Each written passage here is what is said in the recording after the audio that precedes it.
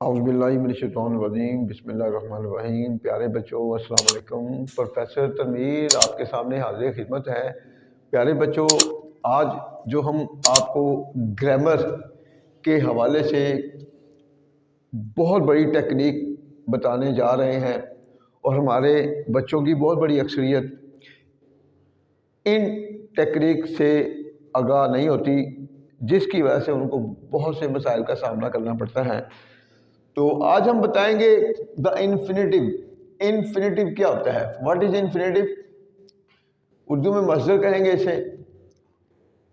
Infinitive basically verb की शक्ल होती है और जब वर्ब से पहले टू लगाया जाए तो फिर इस शक्ल को हम इन्फिनेटिव का नाम देते हैं।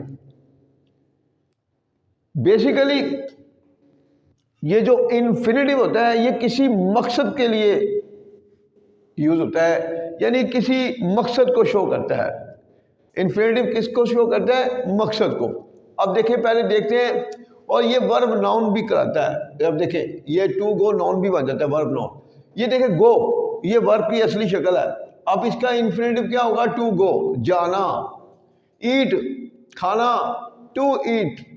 तो ये जो वर्ब है ये टू लगा दिया तो ये बन गया इन्फिनेटिव। वर्क काम है तो वर्क का इन्फिनेटिव क्या होगा? To work. जब वर्क के साथ टू लगाएंगे तो ये इन्फिनेटिव बन जाएगा।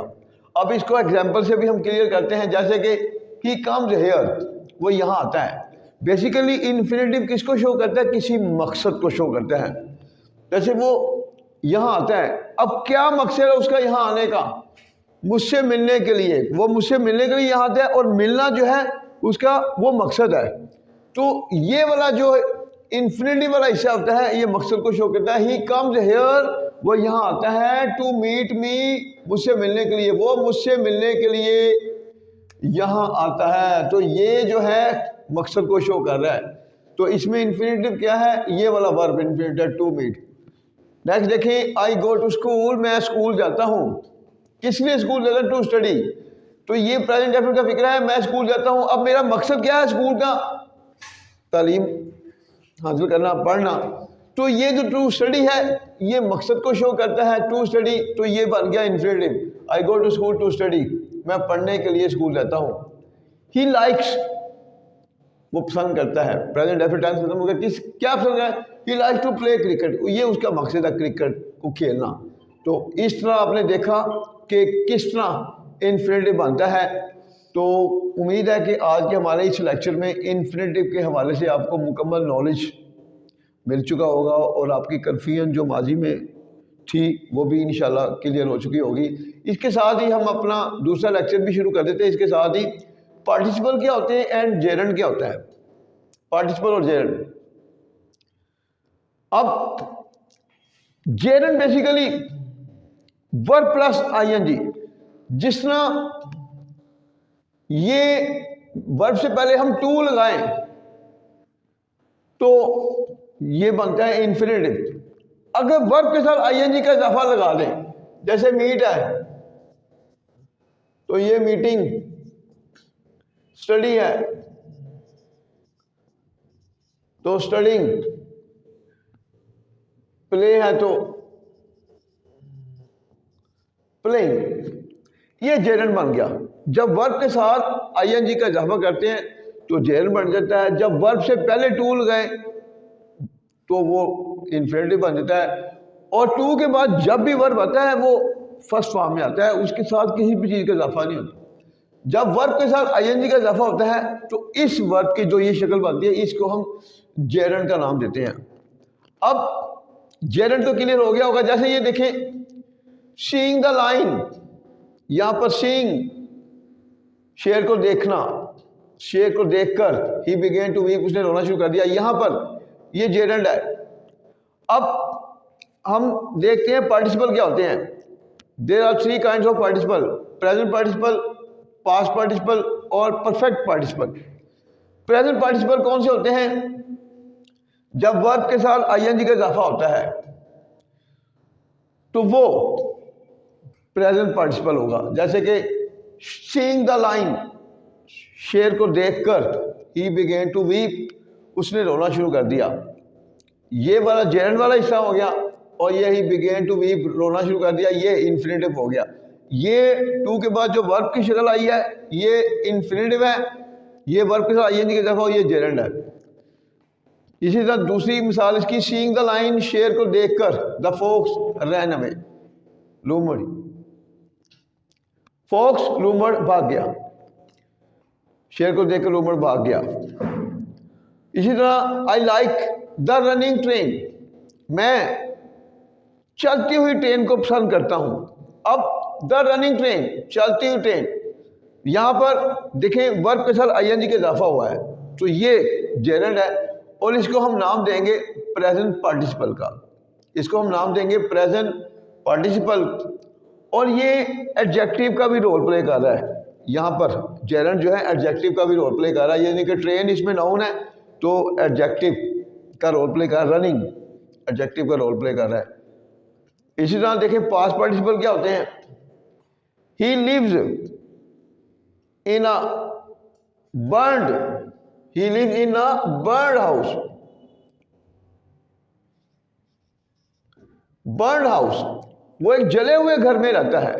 जब वर्ब की थर्ड फॉर्म हो, जब वर्ब अपनी थर्ड फॉर्म में आ जाए तो उस फॉर्म को हम पास्ट पार्टिसिपल कहते हैं। ही लिव्स, वो रहता है एक जले हुए घर में, इन अ बर्न्ड हाउस।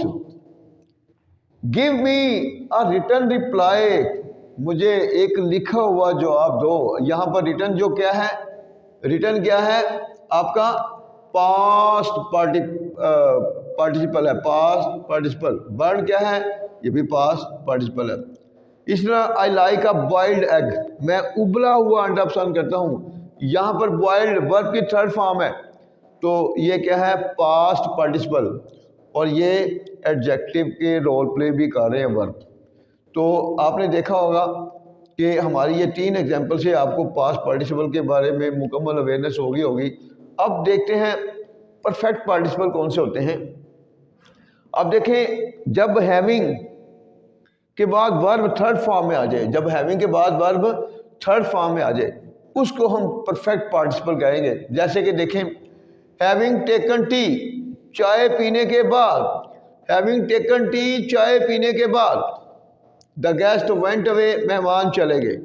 तो ये वाला जो हिस्सा है आप देखें हैविंग के बाद वर्ब की थर्ड फॉर्म आई है, तो इसको हम कहेंगे परफेक्ट पार्टिसिपल। इसी तरह हैविंग पास द एग्जाम, इम्तहान पास करने के बाद, ये हैविंग जो है ना बाद का, उर्दू में बाद का लफ्ज दे रहा है, इम्तहान पास करने के बाद, हैविंग पास द एग्जाम, इम्तहान पास करने के बाद, कॉमा ही वेंट अब्रॉड, वो बैरून मुल्क चला गया। यहाँ पर हैविंग वन द इलेक्शन, यहाँ पे हैविंग के बाद वर्ब की third form, having won the election, इंतखाब जीतने के बाद, ही बिकेम प्राइम मिनिस्टर, वो वज़ीर आज़म बन गया। तो आपने देखा हमने विद एग्जाम्पल आपको तीनों पार्टिसिपल की शक्लें शो की हैं। प्रेजेंट पार्टिसिपल क्या होता है, पास्ट पार्टिसिपल क्या होता है, और परफेक्ट पार्टिसिपल। जीरन के बारे में भी हमने बताया है। अब देखें वर्ब किन किन शक्लों में आ रहा है। यहाँ पर वर्ब की असली शक्ल थी, टेंस में चेंज हुआ, ही कम हियर। यहाँ पर वर्ब जो है से पहले टू आया, तो ये वर्ब से पहले टू आया, तो इस वर्ब की शक्ल को हम नाम दे रहे हैं इन्फिनेटिव का, ये भी इन्फिनेटिव। अब आगे देखें यहाँ पर वर्ब जो है वो आईएनजी के इजाफे के साथ आ रहा है, तो जब वर्ब आईएनजी के इजाफे के साथ आए तो उसको नाम देते हैं जेरेंड का, और वो बनता है प्रेजेंट पार्टिसिपल, वो बनता है प्रेजेंट पार्टिसिपल। यहाँ पर देखें इसी तरह इसमें और इसमें, ये दोनों में ये जेरेंड भी है, और ये इनको नाम देंगे प्रेजेंट पार्टिसिपल। अब उसके बाद यहाँ पर द रनिंग ट्रेन, ये भी प्रेजेंट पार्टिसिपल। जब वर्ब के साथ आईएनजी का इजाफा होगा तो वो प्रेजेंट पार्टिसिपल। जब वर्ब थर्ड फॉर्म में आ जाएगा, जब वर्ब थर्ड फॉर्म में आ जाएगा तो उस शक्ल को हम वर्ब की, उसको हम पास्ट पार्टिसिपल का नाम देंगे। जैसे बर्न्ड हाउस, जला हुआ घर, रिटर्न रिप्लाई, लिखा हुआ जवाब, बॉइल्ड एग, उबला हुआ अंडा। और जब हैविंग के बाद वर्ब थर्ड फॉर्म में आ जाए तो फिर वो जो शक्ल बनती है वर्ब की, वो परफेक्ट पार्टिसिपल होते हैं। तो इस शक्ल वो हैविंग के बाद जब वर्ब थर्ड फॉर्म में आएगा तो इसको हम नाम देंगे परफेक्ट पार्टिसिपल। तो उम्मीद है कि आज के हमारे इस लेक्चर में आपको इन्फिनिटिव भी क्लियर हो चुका होगा और तमाम पार्टिसिपल प्रेजेंट पास्ट परफेक्ट तीनों जो पार्टिसिपल है वो भी क्लियर होंगे। इंशाल्लाह जैसे जैसे हम आगे बढ़ेंगे हमारी कोशिश होगी कि अंग्रेजी के हर वो बेसिक कंसेप्ट जो बच्चों को कंफ्यूज करते हैं या जिनके बारे में बच्चों को अवेयरनेस नहीं होती उनको इंशाल्लाह हम अवेयरनेस देंगे ताकि हमारे बच्चे जो हैं वो किसी भी सूरत में ग्रामर में कंफ्यूज ना हो और आने वाले ज़माने में वो एक अच्छे ट्रांसलेटर बने और हर टॉपिक पर वो लिखें भी और बोलें भी। तो इंशाल्लाह इसके साथ ही हम आपसे इजाज़त चाहते हैं। आप हमारे चैनल प्रोफेसर तनवीर टिप्स को लाइक भी करें, शेयर भी करें, सब्सक्राइब भी करें और कमेंट्स भी दें। तो बाकी इंशाल्लाह अगली वीडियो में मुलाकात होगी। अल्लाह हाफ़िज़।